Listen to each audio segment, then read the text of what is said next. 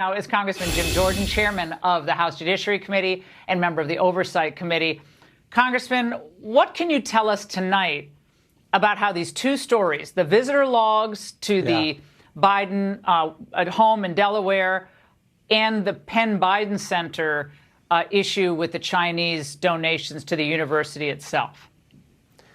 Well, I'll start with the latter.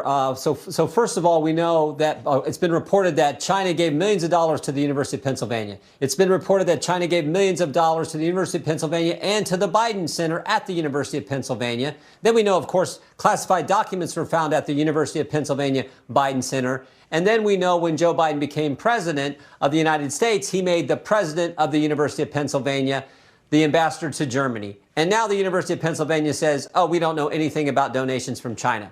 None of that makes sense. I mean, that answer makes no sense. So Chairman Comer is going to get the records of who gave money to the University of Pennsylvania. He's determined to do that. And to the former question, he is specifically looking to get the visitor records from the Secret Service of who went to Joe Biden's home and then also who had access to the Penn Biden Center at the University of Pennsylvania. Were you surprised, sir, that the White House's response on the visitor log question to Biden's home, they were so dismissive, saying they don't exist? Well, of course, he has secret. Yeah. I mean, we all know he has Secret Service protection for life, and we know that they have a record of everyone who comes in contact with him. So why would they have said that, do you think? I think everyone is surprised at every response we have gotten from the White House. Everyone's surprised at how this whole thing is unfolded. I still don't know the answer to why they were looking in the first place. What prompted them to go look on November 2nd at the Penn Biden Center for whatever they were looking for, or were they specifically going to look for classified documents that may have been there? I don't know the answers. There's all kinds of questions we don't know the answer to. I do think it's interesting, and this is what we'll be looking at in the Judiciary Committee. I do think it's interesting how the DOJ has responded. We've seen all kinds of things that seem inconsistent. Why didn't they accompany the lawyers when they went to pick up the classified documents? I have no idea why they didn't do that. So there's all kinds of questions there. But my gut tells me the reason we see these inconsistencies from the Department of Justice is because this is the same Department of Justice that spied on parents and targeted parents. This is the same Department of Justice that paid Twitter $3.4 million to censor information and keep it from the American people. This is the same Department of Justice that we believe has retaliated against the very whistleblowers from the FBI who've come talk to us about how political that place has become. So I guess we shouldn't be surprised when we see what we have now witnessed from the DOJ relative to the classified documents and Joe Biden. Now, one of the arguments being put forth kind of in defense of Biden is this. Watch. This kind of classified spillage happens almost literally every day, and most of the time it's completely accidental. Most of these cases are dealt with administratively, internally, with a simple conversation with the security officer at the agency in question.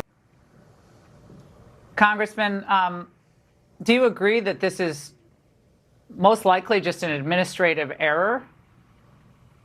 Well, it sure doesn't seem like it. And if you're not President of the United States, if you're not Secretary Clinton, you don't get treated the way that these individuals have. There have been all kinds of examples where people who work for in our national security apparatus, when they do something wrong on classified documents, they get severely punished. So I don't go along with that. But again, that's what they're going to say. What I do know is what the American people see, which is this different treatment for Biden and President Trump. And I always point to the example with Secretary Clinton, because I remember specifically asking this question when we were on the Benghazi committee to Secretary Clinton. I said, you got 60-some thousand emails on your personal computer, on your personal server. We don't need to see the personal things. We believe in privacy. We should protect that. But we don't exactly trust you and your lawyers to give us everything we're entitled to see, and more importantly, the American people are entitled to see. So how about we do it this way? How about we pick a neutral third party like a retired federal judge to examine all 60,000? They'll decide. And of course, she said, no, we're not going to do that. We're going to decide. Me and my lawyers are going to decide. And she destroyed 30,000 emails. And then compare that to President Trump. He didn't get to have his lawyers decide. He didn't even get to have a neutral third party. They just came to his residence and took pictures of it with helicopters and CNN cameras everywhere. That is what frustrates America so much.